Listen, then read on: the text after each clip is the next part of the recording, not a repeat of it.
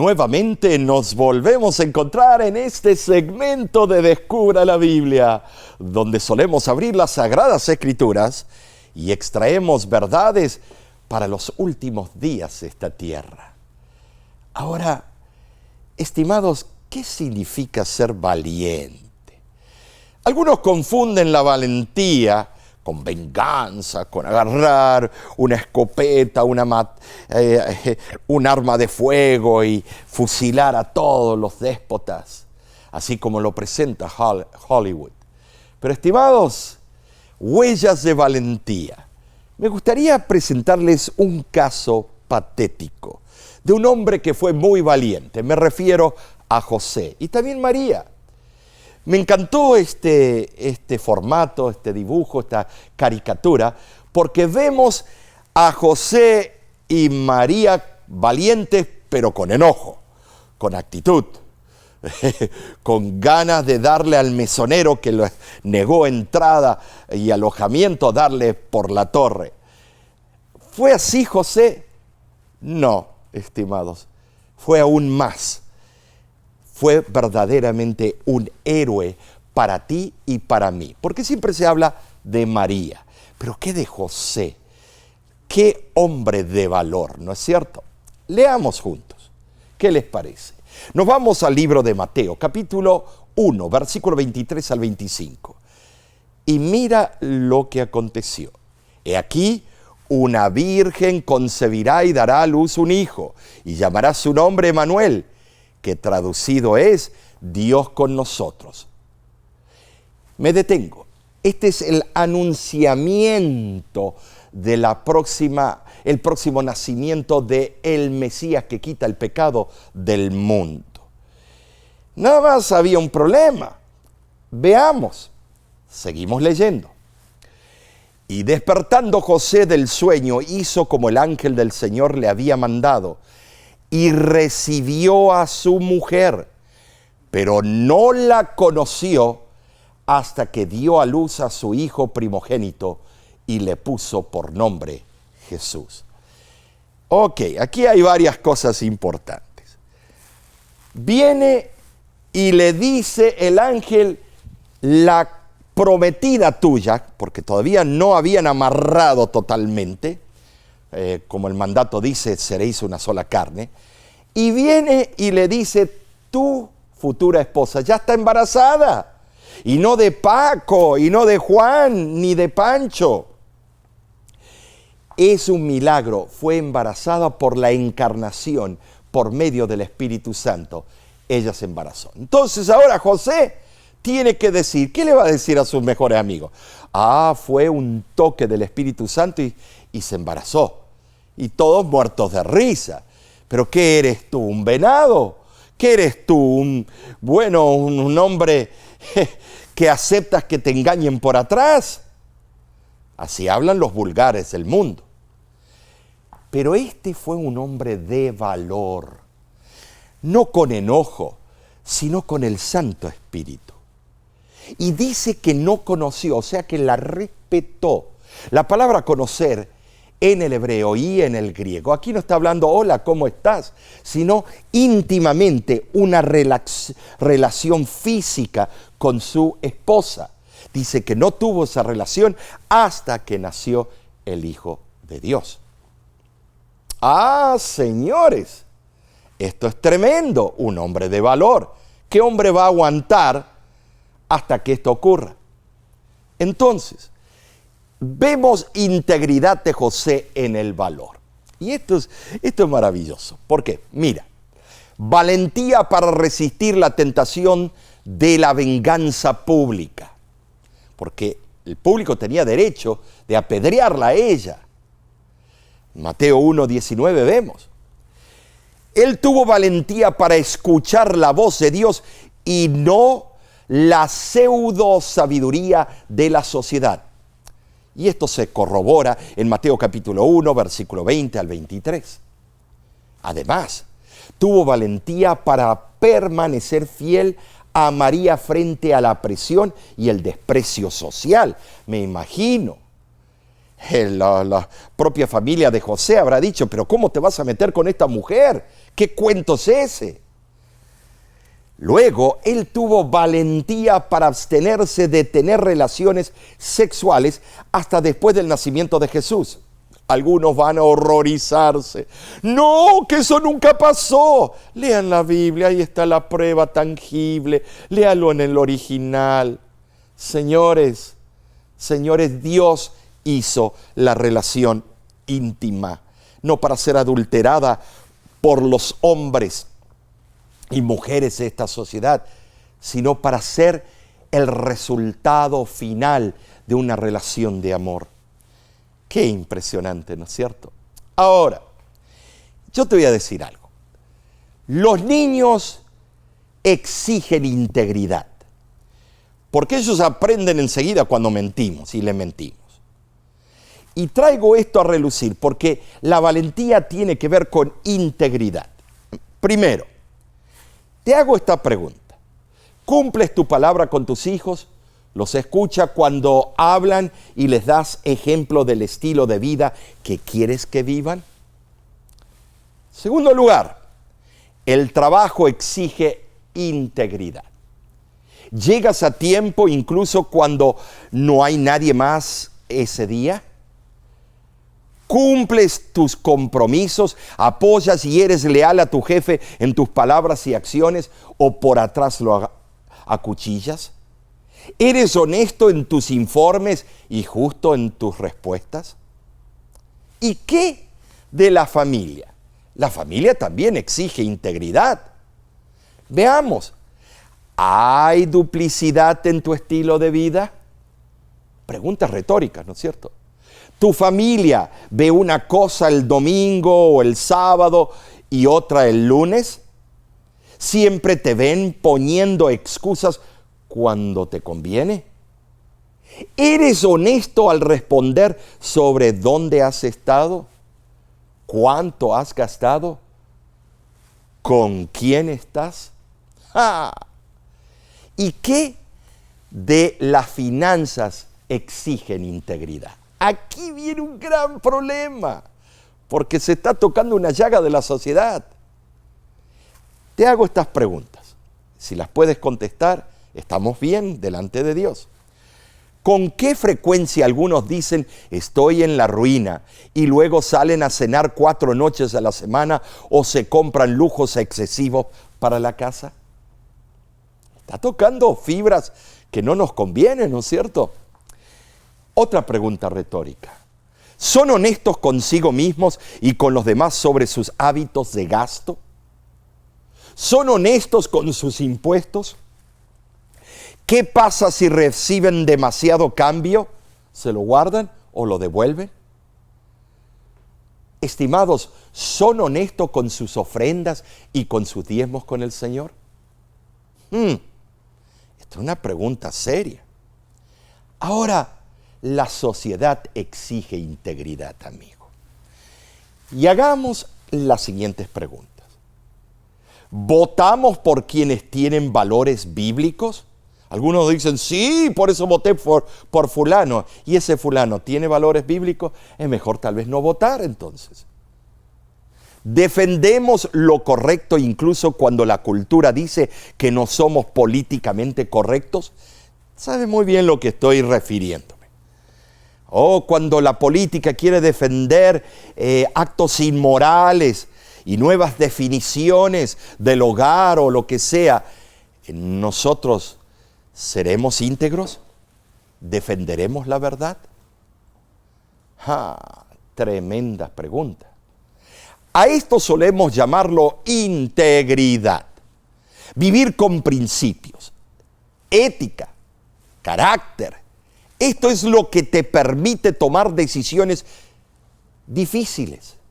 Gracias a que has resuelto algunos asuntos personales, eres capaz de tomar decisiones difíciles ante la presión. Interiormente has luchado con los ángeles y has comprendido lo que Dios te pide. Y así, cuando surge la necesidad de valentía, mis hermanos, estás listo. Así, Si bien la valentía se revela en las oportunidades difíciles de la vida, se desarrolla a través de la integridad en las situaciones cotidianas. ¿Saben, amigos? Hoy en día existe un ataque frontal contra la visión espiritual. Nuestra cultura y sociedad harán todo lo posible para que no escuchen a Dios. Tenemos un grupo que dice creer en Dios y quiere cambiar a todo el mundo a su manera. Otro que no cree en Dios y quiere derrocar todo monumento divino. Y aquí estamos tú y yo. ¿Por qué? Porque la visión de Dios con frecuencia entrará en conflicto con la sabiduría humana. La televisión, la radio, la publicidad, los medios de comunicación, todo es ruido estridente diseñado para distraernos de lo más importante. Y si lo permitimos, esa voz captará nuestra atención, no a la voz de Dios. La sociedad nos hace enfocarnos innecesariamente en lo superfluo. Los asuntos triviales del presente que conforman nuestra vida física. La visión de Dios nos mantiene centrados en lo que más importa, los asuntos eternos de nuestra vida espiritual, mis hermanos. Pero es interesante lo que sucede cuando la sabiduría humana empieza a prevalecer sobre la visión de Dios. ¿Sabe lo que pasa? Perdemos la perspectiva. Así es. Nuestra capacidad de ver la vida desde la perspectiva de Dios empieza a disminuir o a diluirse. Y empezamos a pensar que un iPad más grande, una casa más grande, un coche mejor o una carrera más lucrativa es la clave para una vida plena. Mira, hermano. Si no lo controlamos, empieza a contagiar a quienes nos rodean. Y nuestros hijos, amigos, colegas, familiares, la sociedad empiezan a creer en esa misma forma de pensar. Hermano, tu valentía no se ve en tu ira, ni se oye en tu voz. Pero eso es lo que muchos pensamos. Yo soy uno de ellos, que así muchas veces traté de solucionar problemas. Yo solía pensar así. Era como muchos padres que ejercen su poder cuando quieren demostrar que tienen razón. Así es como ven la valentía, como algo ruidoso y escandaloso. ¡Qué triste! En cambio, la valentía se ve en cómo manejamos la adversidad y el cambio. Y la mejor manera de afrontarlo es aceptar primero los cambios o las dificultades. Enojarse y exigir que los demás se adapten a ti en un momento de ira solo aleja a la gente. Sé el primero en hacerlo difícil. Al igual que José, deja que tus acciones obedientes y valientes encuentren su raíz en el sacrificio. Eso sí que es un hombre de verdad.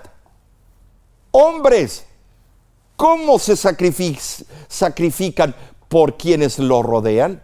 ¿Cómo responden cuando la vida exige adaptarse, cambiar, dar un poco más o ir más allá?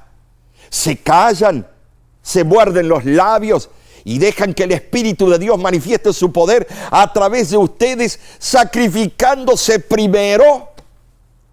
O pierden la paciencia, dicen palabras hirientes y se marchan furiosos. Eso no es sacrificio ni valentía, es inmadurez y debilidad. ¿Sabes? Esta semana intenten demostrar verdadera valentía, no con la ira superficial, sino con acciones sacrificiales.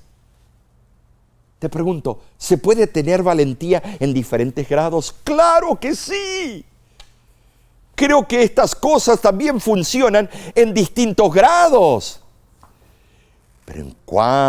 Pero es cuando se unen y se desarrollan que la valentía se ve pública y visiblemente. Antes de eso, a menudo estaba oculta, invisible y entre, los bastidores. Para terminar, permítanme mostrarles un momento increíble en el que los componentes se unieron y explotaron en la vida de la iglesia primitiva. Vayamos a Hechos, capítulo 4, versículos del 1 al 13, y veamos cómo Pedro y Juan adquirieron valentía. Después de todo, eso fue lo que notaron los gobernantes. ¿Recuerdan? Ese mismo Pedro que negó a Cristo llegó a ser el hombre más valiente. Miren, el versículo 13 dice: al ver la valentía de Pedro y de Juan, y al darse cuenta de que eran hombres sin letras y del vulgo, se asombraron y reconocieron que habían estado con Jesús. ¿Cómo sucedió esto? He aquí cómo. En ese tiempo y constantemente después, las actividades de los apóstoles preocupaban profunda y desagradablemente a las autoridades judías. Es evidente que la noticia de la curación del cojo se había difundido rápidamente por la ciudad. Y por primera vez después de la crucifixión, los dirigentes del Sanedrín que habían condenado al Señor se ocupaban nuevamente del cristianismo. Habían transcurrido solo unas pocas semanas desde la crucifixión. Durante ese tiempo, los dirigentes judíos sin duda se habían congratulado por haberse librado de Jesús para seguridad de la nación, tal como Caifás lo había aconsejado en Juan capítulo 11. Sabían que la tumba de Jesús había sido hallada vacía y, negándose a creer en la resurrección, se habían ocupado en hacer circular la versión de que los discípulos habían robado su cuerpo, como lo menciona Mateo 28. No se sabe si algunos de los dirigentes judíos habían estado presentes en el día de Pentecostés, pero tuvieron que haberse enterado de los acontecimientos de ese día y del crecimiento de la nueva iglesia. Y ahora habían encontrado a dos de los principales portavoces de los cristianos enseñando públicamente en los mismos portales del templo. ¡Qué amenaza! Los nuevos creyentes no se acobardaron por causa del arresto de los apóstoles. Creyeron en Jesús, a quien Pedro había presentado como el profeta acerca del cual Moisés había escrito. Todo el que creyó se convirtió en parte de la creciente hueste de conversos que se incorporaban a la iglesia cristiana primitiva. Ahora, en la misma ciudad, en presencia de las mismas personas que habían participado en la condenación de Jesús, Pedro dio gozoso su testimonio de la misión divina del Salvador, a quien una vez había negado. Aquí demostró la validez de su posterior amonestación, como dice Primera de Pedro, capítulo 3, versículo 15. Estad siempre preparados para presentar defensa con mansedumbre y reverencia ante todo el que os demande razón de la esperanza que hay en vosotros. Pedro no vaciló en afirmar que aunque Pilato había pronunciado la sentencia oficial, ellos, los mismos que lo estaban interrogando, habían sido los que crucificaron a su propio rey. Pedro no había tratado de evitar confesar al Nazareno como el Mesías. Pedro proclamó que Cristo había resucitado de los muertos y que seguía sanando como lo había hecho cuando estaba en la tierra. Pedro, que afirmó que la curación física del cojo es la manifestación externa del poder de Jesús para la salvación del alma, salvación que el inválido también había recibido y percibido. Debido a los resultados producidos por la orden, levántate y anda, los testigos oculares debían deducir que el mismo poder, era capaz de traer consigo la bendición mayor de la salvación espiritual, como menciona Mateo capítulo 9, versículo 5. La salvación de la cual Pedro estaba hablando era exactamente lo que los dirigentes decían que buscaban. La afirmación de Pedro de que Cristo es el único Salvador concordaba exactamente con lo que Jesús mismo afirmaba, que solo en Él hay salvación, mencionado en Juan capítulo 3. ¿Sabes? El plan de salvación ofrecido por medio de Jesucristo tiene 4 puntos distintivos. Primero, ese plan glorifica a Dios como gobernante moral. Segundo, enaltece la ley de Dios como regla de gobierno. En tercer lugar, da evidencia de que su origen es la revelación divina. Y en cuarto lugar, por medio de la expiación vicaria satisface las necesidades de los pecadores hasta el día de hoy, quienes de otro modo están bajo la condenación de Dios. Hermano, Cristo es el único mediador entre el hombre y Dios. Hay que ejercer valor íntegro para admitir esto. Entiende esto, hermano, en este momento, cuando los dirigentes judíos procuraban explicarse de dónde provenía la valentía de los apóstoles para enseñar, a pesar de que les faltaba la preparación académica, universitaria para hacerlo, comprendieron el modo de hablar de Pedro era también el mismo modo de hablar de Jesús. No solo su poder para sanar, sino también su mensaje y la manera de su presentación derivaban de Cristo. Para el Sanedrín tuvo que haber sido como si Jesús estuviera de nuevo vivo ante sus ojos en la persona de sus discípulos. Para el cristiano que habla en representación de su maestro, el mayor poder y la más grande convicción provienen de que haya estado con Jesús en oración, en meditación y en compañerismo en todas las actividades de la vida. Esa clase de comunión con el divino Señor proporciona un privilegio inestimable, hermanos, un poder transformador, una seria responsabilidad para el servicio de Cristo, mi amigo que me escuchas. ¿Sabes? Ellos estaban en primer lugar practicando la integridad, haciendo lo correcto, presenciando la resurrección. Ellos, estos seguidores de Cristo, como Pedro, siguiendo la visión de Dios, ellos fueron a la evangelización mundial, comenzando en Jerusalén y llegando hasta los confines de la tierra. En tercer lugar, estos apóstoles, aceptando el sacrificio y dispuestos a arriesgar su vida por el bien de la nueva iglesia, hicieron todo por el Maestro.